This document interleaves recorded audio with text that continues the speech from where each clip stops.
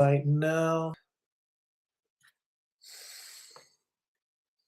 I really hope I haven't made a terrible mistake.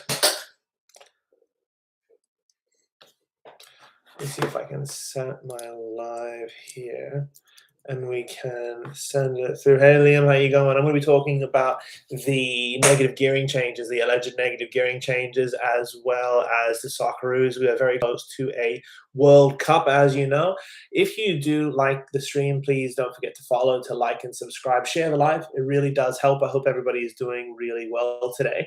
What I'm going to do as well is I'm going to try and send my live to my other one as well. Right, so first thing I'm going to talk about is the negative gearing. They are saying that it's not going to happen, but I think it is. I think negative gearing is going to happen, and that's not going to be good for us at all. I cannot seem to get anything sent through here, which is really crazy.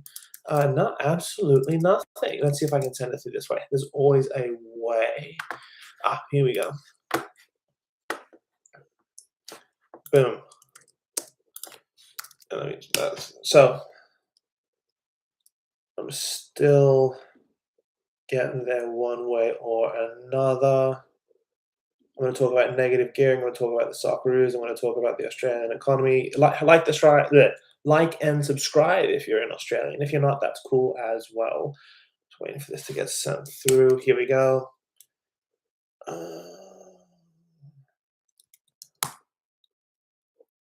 No, that's not it. There we go.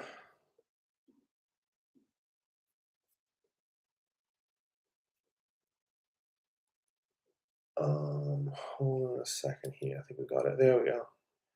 And we're just going to check that. And we're going to put it on my live post.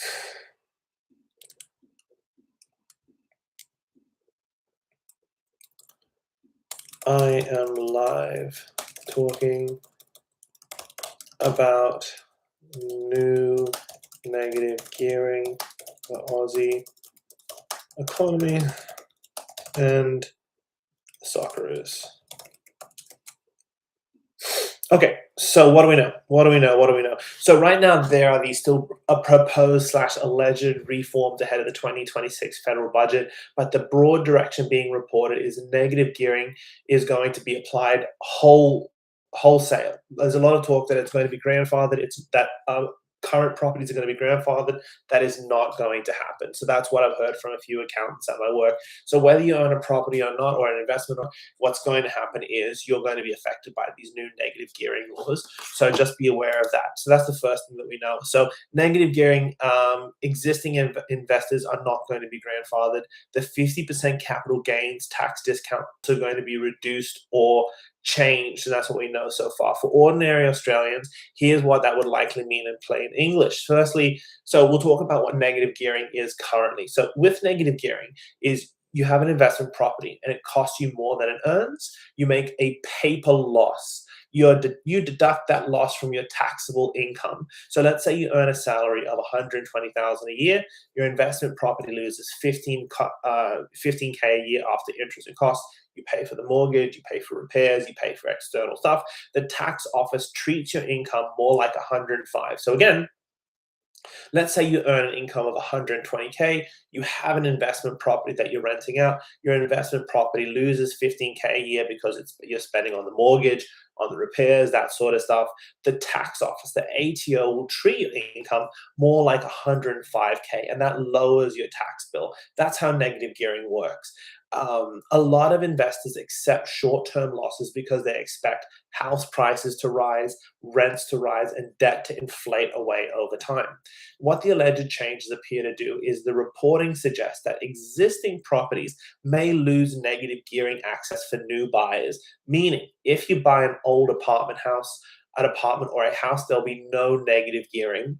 A new build will have negative gearing that's still allowed. And that's where you begin to wonder, where have developers come into this? Because if you're a new developer and you've got lots of apartments that you've flooded the market with, well, then this is what you want the government to do. But if you own a really sturdy home that was built in the 90s, well, That's now not applicable to these rules. So it's a tax. It's a tax by taking away a tax deduction to middle and working class people. One thing I do want to mention about these negative gearing changes is it completely removes any problems to the richest 1% who have all their rentals in accounts and trusts. Because if you own a trust in Australia, you don't receive negative gearing benefits anyway. So they're just completely foreign to that. So that 1% of Australians that own 25% of all the properties in Australia, this doesn't affect them at all. If anything, this is better because it's making it harder for the 75% who don't operate under a trust structure, who are operating under mom and dad, who are now going to pay more taxes. They'll pay more taxes. Existing investors may be protected. That's what some people are saying. But again, I don't think that's going to happen at all. It's very, very likely that it's going to be a sweeping change, same as it was in 1987, which means everyone is going to be affected by these negative gearing changes. Capital gains discounts may shrink as well. So if you hold a property over 12 months currently, if you hold a property over 12 months, you only pay tax on 50% of the gain. So for example, let's say you bought an apartment for 400,000, it makes $400,000 profit. Taxable gains becomes 200K. I'll say that again, sorry, because that doesn't make sense. Let's say you make 400K profit on a house. You bought it for a million, it gains it increases in its value to 1.4 million. You make a 400K profit, the taxable gain becomes 200K. The alleged reforms may reduce the discount or replace it with inflation index. This would reduce the attractiveness of speculative property investing, because if you tell people who are wondering, where do I put my money? I'm a middle-aged man or woman. I don't want to rely on the pension because the pension is slowly eroding in comparison to inflation. Where can I put my money? Well, there's no strong industries that I can invest in Australia.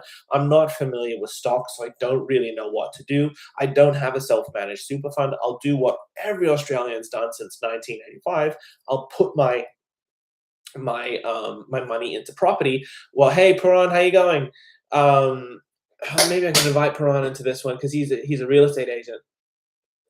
Um, but you put that money into a property, and from there you are able to benefit from that. But what this is doing is it's reducing the attractiveness of speculative property investing. So that's where you can sort of see that these changes may stifle purchasing, because yeah, you've seen that right there.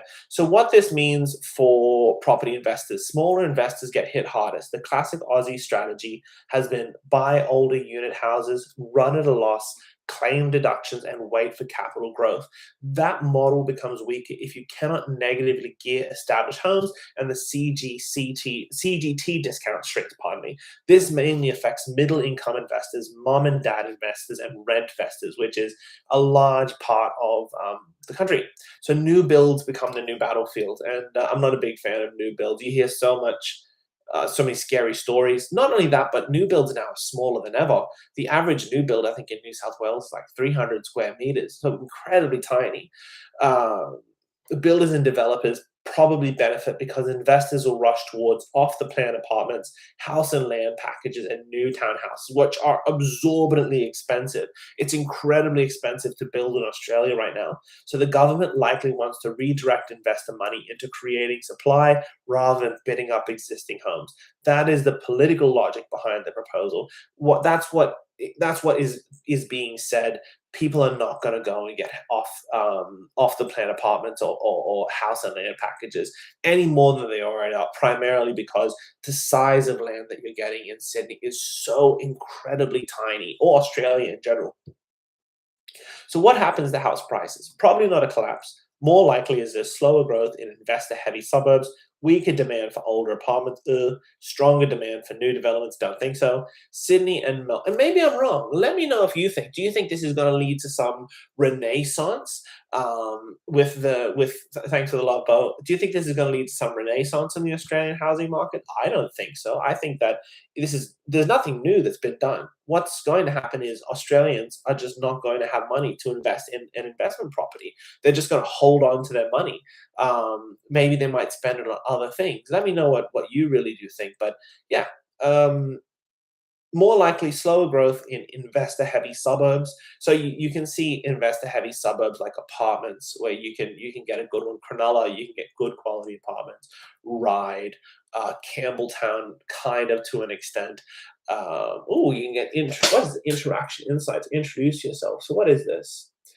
Hello and nice to see you. I am Jeremy. So do follow if you would like more of this. That's what it's saying. So that's pretty cool. So yeah, do feel free to like and subscribe. Migration remains high. Weaker demand for older apartments. I actually disagree with the older apartments complex. It depends on how old the apartment is.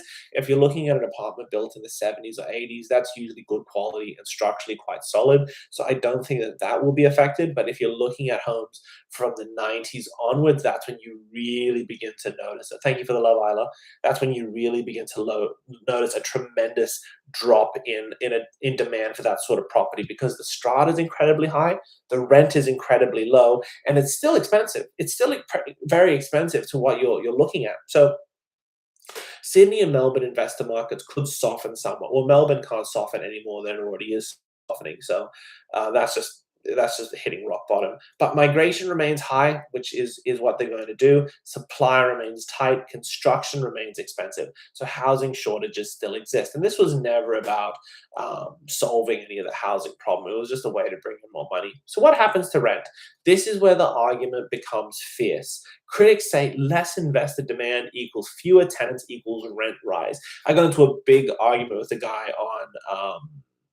on YouTube about this who was saying that the market can't crash because people still need to buy homes, and you're just creating a supply and a demand. But what you see in places like America is the market actually crashes up, where you have people that have all that wealth and they purchase all the homes. So the market itself is maintaining, but the society in general is crashing because people are losing their homes. They're being stuck in rentals. They're being despondent. They're turning to other things that are not productive and regressive in order to deal with that fact that they're not able to enter the property market. So supporters say more owner occupiers are buying homes, which equals healthier market and less investor speculation. The reality is that it's probably mixed. In the short term, rental pressures could rise in some areas. In the long term, if enough new housing gets built, rents could stabilize. And what we know is that based on the current trajectory, Labor will not hit any sort of target for its housing to do. I think it was meant to do 110, they got to 80,000 or something, which isn't even matching with migration. The key variable is still housing supply. Australia fundamentally does not build enough dwellings relative to population growth. So what it means for young Australians is that the political target of the reforms, the government argument is, why should investors with tax advantages outbid first home buyers? Which is a gaslight argument. The investors with tax advantages are the ones that are given even more an advantage now because they operate under a trust. So the reforms are aimed at reducing investor competition, not going to happen. Improving first home access, not going to happen. Shifting capital towards a new housing supply. And look, I'm not a negative Nancy here. If you are if you're a young family, you're 26, 25, and you're looking to get into the housing market, you can do it. You can do it, but this does negatively impact investors. That can't be denied. That is exactly what is going to happen. So sophisticated investors may do it instead. If returns on residential properties weaken, money may shift into shares, commercial property, development projects, businesses and trusts and superstructures. Some critics argue this could push more housing into corporate ownership and institutional landlords instead of everyday investors, which is going to happen. If you have something like that, it's going to be institutional landlords. The big picture, and this is really about a larger fight in Australia, older asset owners versus younger buyers, housing as shelter versus housing as investment. Let me know what you think if this whole thing is just a hurricane in a tea kettle, but a tornado in a teacup. But it does seem like this is a bad move that's going to keep compounding. So tax incentives versus affordability, supply shortages versus investor demand.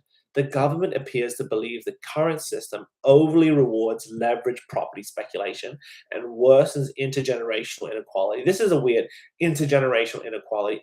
I do actually agree with the fact that there is inequality intergenerationally, and that is kind of normal. If you work as a farmer back in the Roman days and you work on your farm every single day, and then one day after 30 years you have a farm with everything and you have wealth from that. No money, just in terms of land value and produce, you do that, you are going to generate inequality, and an 18-year-old who's just got a dry patch of land is not going to have the same produce. So that's intergenerational inequality. But that does not mean that a tort has been done against people. It just means that there's a fact, and you can see that with super as well. Super did what super was planned to do, which was give people a bit of a parachute payment um, when they retire. But does mean that there's now inequality because you've got one guy in Australia who's 55 years old, owns his home, and has 300 or 200 or $150,000 in a lotto payment that he just has, whilst a 25-year-old has none of that. So you have that inequality. But the answer to that isn't to get the government involved. I think it's to generate private enterprise and to encourage people to do well themselves. And if young people are doing well and are seeing opportunity and are having a go, that's going to benefit. I don't know. Hit the like if you think I'm telling the right sort of stuff. But I don't think adding more laws and all that sort of stuff is the way forward. The government appears to believe the current system overly rewards leveraged property speculation and worsens intergenerational inequality. Critics argue the reforms punish aspiration, reduce rental supply, and hit middle class investors rather than the ultra wealthy, which is true. So the simplest way to explain it is this. Under the new rules, investors may only get the big tax benefits if they buy new properties instead of existing homes. Don't forget to share the live, guys. It really just helps. Don't feel free to like and subscribe. It really does help. Existing investors would likely keep their current benefits, which is unlikely. The goal is to stop investors outbidding first home buyers on old housing stock and push investment into building more homes instead. That's what's sort of being bandied around. But what do you think? Are you happy with these new laws that are about to come into place? Do you think the budget is doing the right thing? Also, how does that coincide with interest rates? I don't know if you know about that, but they've just raised interest rates in Australia, so it's not a good thing. What Australia is in right now, very similar um, to what the 70s in Australia was about. So it's not a good thing. Okay, so the federal budget to get major windfall from high prices hitting Australian households. Australian budget is likely to come in 11 billion strong. This is the news. This is news.com.au, written by Cameron McAuliffe. Let's find out about you. Are you the same guy I made a video about a while ago? Is this the same dude I did last time that said that the Australian economy is doing bad because of supply shocks? If this is the same guy, this is insane. Anyway, ahead of Tuesday's federal budget, Oxford Economics Australia the budget has strengthened over the past 6 months purely due to higher commodity prices and inflation. Oxford Economics Australia head of economic research and global trade Harry Murphy-Cruz told Newswire term the federal government is benefiting from the cost of living crunch over the short term. All the bad things for households and budget actually help the federal budget in many respects. So this is a weird way of putting that people are suffering to the benefit of the Australian government. Like, if we put it the other way around, is that like normal? If I were to say, "Oh gosh, the Australian government's suffering, and that's good for the Australian people," not even legal to say in Australia. Anyway, all the bad things for households and budget actually help the federal budget in many respects. Higher inflation and higher commodity prices both improve the tax take, and is why for the financial year we're expecting the budget to improve. I do not believe the budget is going to improve. I don't. So that's the thing. Let me know what you think. If you think things will actually be better, but goodness gracious, it is now 8:46. We will now move to an ad.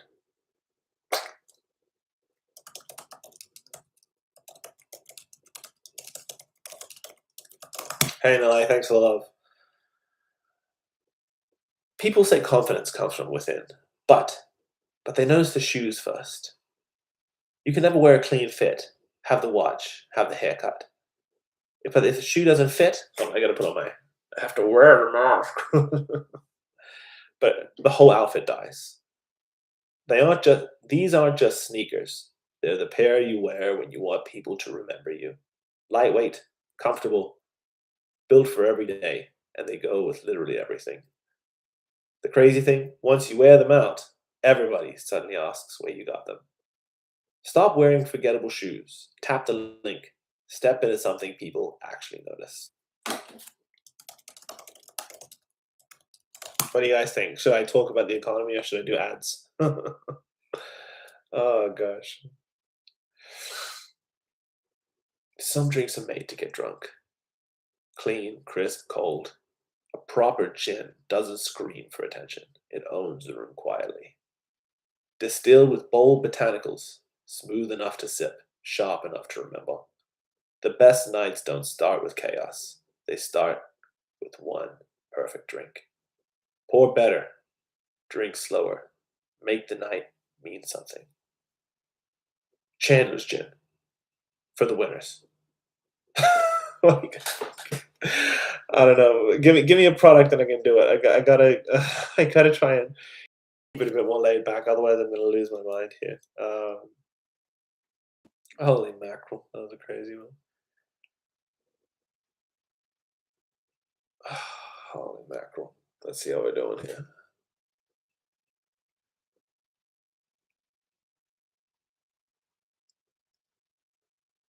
I kind of like it. I kind of like the mask. I mean, yeah, it's really interesting.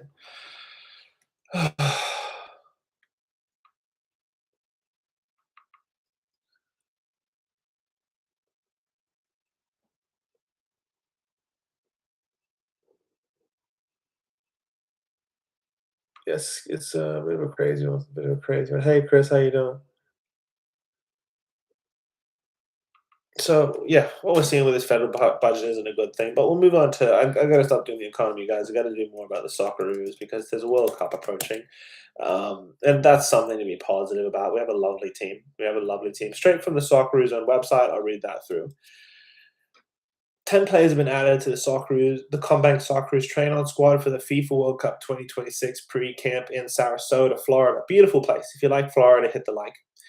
A-League duo Aziz Behic and Patrick Beach of Melbourne City joined 7 UK-based players and Netherlands-based Ajin Hristic, Hercules Amel, in departing for Sarasota, Florida today.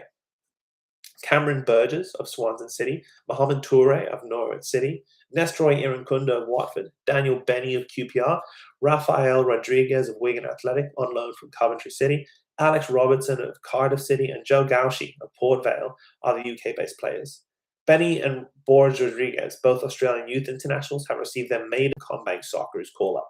They joined the 8 players who arrived at Sarasota last week: Harry Suter of Leicester City, Hayden Matthews of Portsmouth, Anthony Caceres of Macarthur FC, Mitch Duke of Macarthur FC, Brandon Borello of Western Sydney, Nick Di Agostino of Brisbane Roar, Nishan Villapalay of Melbourne Victory, and Matthew Leckie of Melbourne City. Popovich and the Combank Socceroos coaching staff are using the Sarasota camp to assess an extended number of players in a train-on squad before finalizing their selections. More players will be added to the train-on squad in the coming weeks. The final FIFA World Cup 2026 squad, up to 26 players, is due to be submitted to FIFA by June 1. So Tony Popovich has until June 1 to choose a player, to choose his squad. So let me know who you think. If you care about the Socceroos, let me know.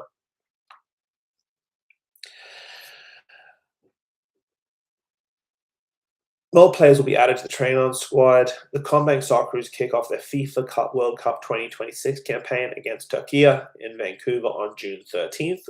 My goodness, that is so close. Drawn in Group D, the Socceroos will also face tournament co-host the United States in Seattle June 19th and Paraguay at San Francisco Bay Stadium in Santa Clara on June 25th. The Combank Socceroos will relocate from Sarasota, Florida to Los Angeles on May 28th, ahead of the May 30 friendly match against co-host Mexico at the Rose Bowl in Pasadena, California. Oakland, California, in the San Francisco Bay Area will then become home of the Socceroos, with the Oakland Roots Sports Club located on Bay Farm Island in Alameda serving as the official base camp training site during the tournament. I mean, these are beautiful places. Beautiful. California is actually absolutely gorgeous. Hit the like if you love Cali. Uh, this is just an interesting, and I wonder how far we'll go into the tournament. That's really what I want to know. it's a scary time. It's a really scary time. English-based Australians Daniel Benny and Rafael Rodriguez will get their chance to make a late run-up for the World Cup selection. So it's interesting time. It's really interesting. So let's see if we get something a little bit better, shall we?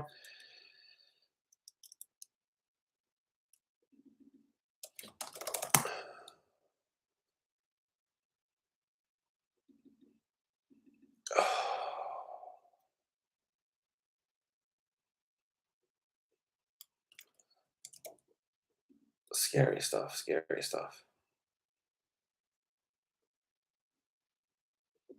So the ABC also made a story about this as well. AI recruited to set to reshape housing market. Artificial recruited to speed up assessments of housing and energy projects awaiting environmental approval as the government races to build more homes and water for key frustration that is turning voters away from the major parties. Do you ever feel like maybe this is what is sort of media manufactured? Do we really care that much about it? I mean, I can only speak on my own personal experience, and yes, I can see property is a growing issue, and things are expensive, inflation's crazy, interest rates are crazy. But is that like the only thing that matters in Australia? Is just the house? Is there anything else that stirs you up? Are we Australians property mad? That's what I want to know. Because it's a crazy time. It's a real crazy time. Tuesday's federal budget will include, you know what? Actually, sorry, I gotta get this on my chest. This turning away voters away from the major parties. People aren't just turning away from the major parties because of that. It's a uniparty. So I just had to get that on my chest. I don't want to get too crazy. Let me see if we got something here.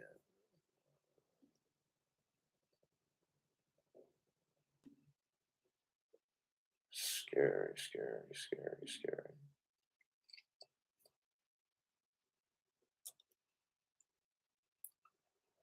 Oh, it kind of works. I have to be honest with you. The whole like face thing kind of works. How do you be honest though? How do I set a goodie bag?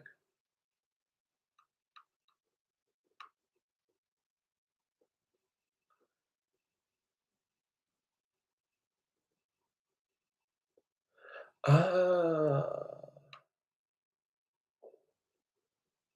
oh no.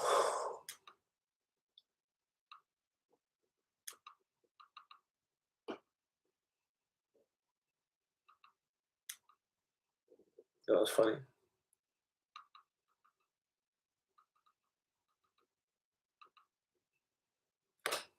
Got these cool rewards apparently, so that's cool. Don't forget to like and follow the live, guys. It really does help. Holy mackerel.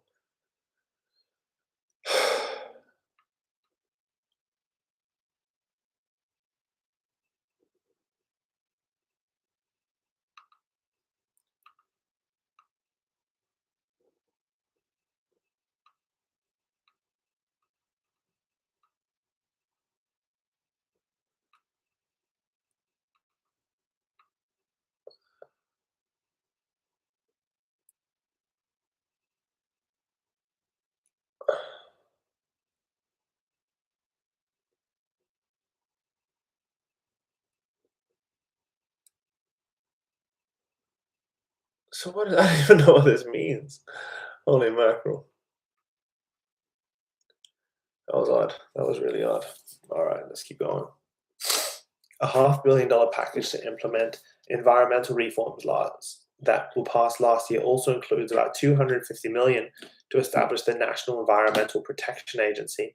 The committee is the latest housing measure flagged for the federal budget, which is set to reshape Australia's housing market. So now we have another agency that's worth about $250 million. Treasurer Jim Chalmers said that AI assistance would bring on more supply. A big productivity push is all about getting compliance costs down and cutting red tape. No, they're not. Making it easier and faster to build and making Australia a more attractive place to invest. Okay. This is a big investment that will make our economy more productive and will help to get crucial products going in housing, energy, and critical minerals. The government grasps the nettles on housing. The government has already established a strike team to whittle down the backlog of homes awaiting approval, an effort the Environment Minister says has approved more than 20,000 homes since August last year and will meet its target of 26,000 approvals by July. Not really. But, okay. Yesterday, the Treasurer announced a $2 billion commitment to support the construction of a further 65,000 homes by funding the roads, water, power, and sewage connections necessary to open new lots. A tax changing and tax changes to be confirmed on Tuesday will wind back two major tax breaks for housing investors: the discount on capital gains tax, such as property sales, and the income tax deduction available to housing investors, known as negative gearing. Labor's massive and tax changes to be confirmed on Tuesday will wind. This is the ABC, by the way, guys. On Tuesday, will win back two major tax breaks for housing investors: the discounted capital gains tax and the income tax reduction. Labour's massive successes at the 2025 federal election has given it the electoral cushion to attempt to break the back of a political issue that has dragged voters away from the major parties over successive elections. Interesting. Both the Greens and One Nation have drawn voter support over rising houses and property values that are beyond affordability, particularly among young people and first home buyers. Following the Liberal loss to One Nation in the Farrier by-election, Shadow Housing Minister Andrew Bragg said the major parties were getting what they deserved.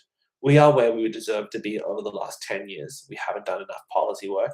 And I think the generation of millennials, my generation, are pretty dirty on the major parties, and with good reason, Senator Bragg said on Sunday. Most of the policies that have been turned out have been junk. Our job is to do better and actually do the policy work. It's been about a decade since we've had a decent policy. Labour begins to make case for another broken tax promise. Yeah. It's weird. Really weird.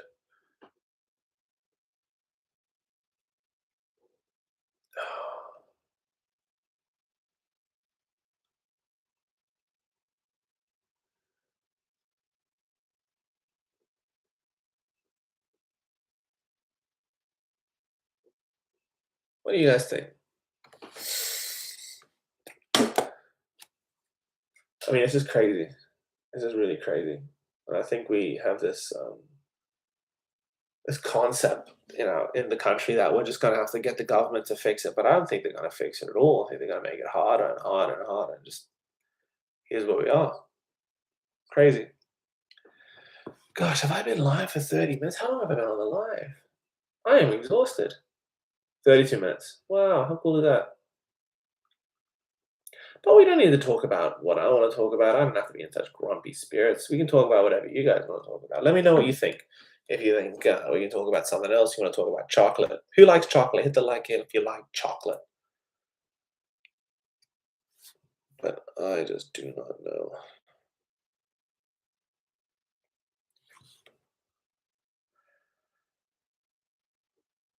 The Treasurer who said in a National Press Club. Thanks for sharing the live, Minnie. Thank you so much.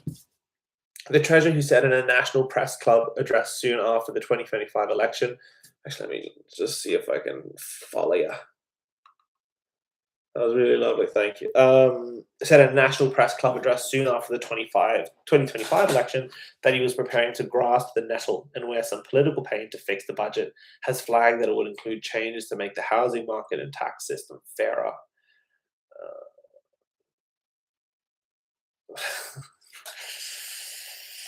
Talented people. Okay. Changes to negative gearing and the capital gains discount would send another breach of the faith of the voters following a broken promise last term not to amend a package of income tax cuts that would have mostly benefited higher income earners. Has anyone seen that Leo DiCaprio film, One Battle After Another? I think that film is awesome. Let me know, hit the like if you've seen it, but it's one of my favorite films, One Battle After the Other, and it's amazing, and it's absolutely amazing. And the film is pretty standard, but then the more you get into it, the more it's sort of a satire on our society currently, and a more different perception on it. But ultimately, what it's about is Leo DiCaprio. He's like a hippie, this revolutionary guy, and he has a daughter, and they're kind of hiding from the government because they're hippies and he's a revolutionary. And then they try to capture his daughter for whatever reason, and they try to capture her, and she's running away, and then Leo DiCaprio is trying to find them. And in the meantime, they go through the city, and the city's sort of like an undocumented migrant city where there's lots of people hiding from the police, and the police are sort of, bad guys, yada yada yada yada. So I really enjoyed it. I really enjoyed it, and I would always recommend one battle after another because it is a lot of fun.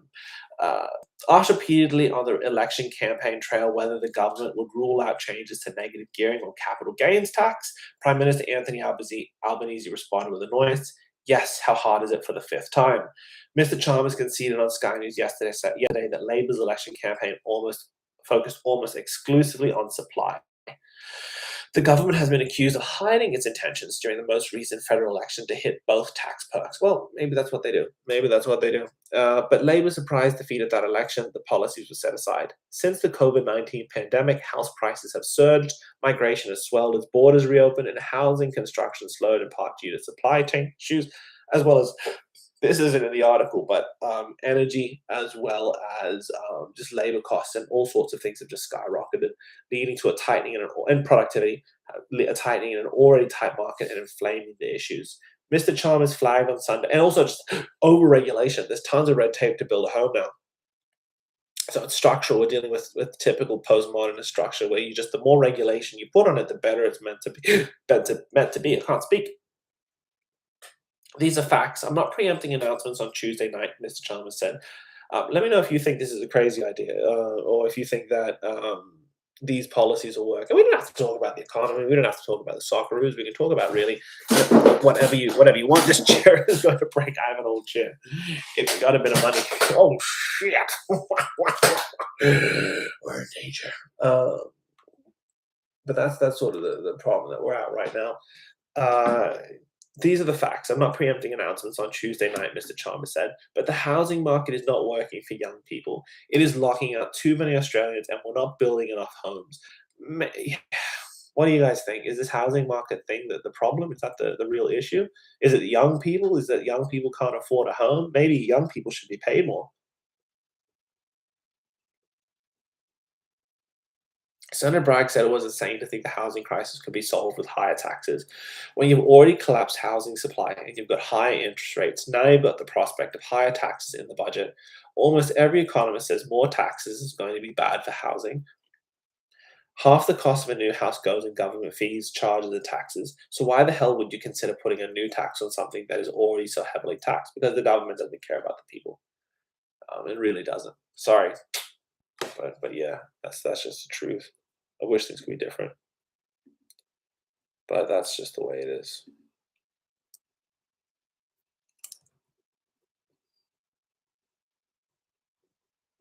Let's take a look here.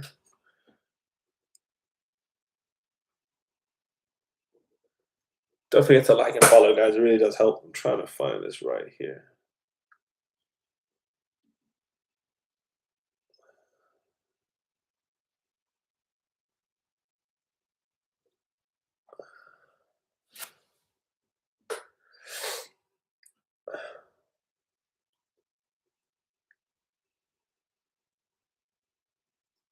Have I missed something?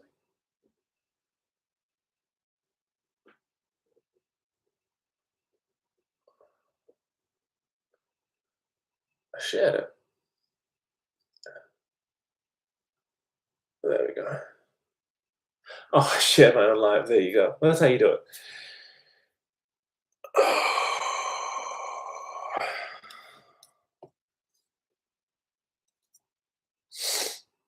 Share your view on the federal budget. How might it affect you, and what questions do you have? That's really what I'd love to know. I'm taking the mask off, so that's kind of how this game goes down. The time is 9:05.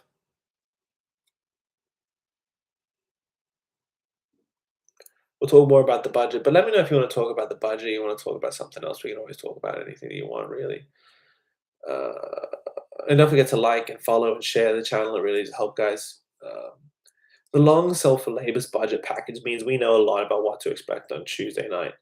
Jim Chalmers said this week's federal budget will be Labour's most ambitious yet, helping manage disruption from the war in Iran and improving intergenerational. They keep saying that intergenerational equity, intergenerational equity, intergenerational equity. What do you think that means? Intergenerational equity, intergenerational equity. No.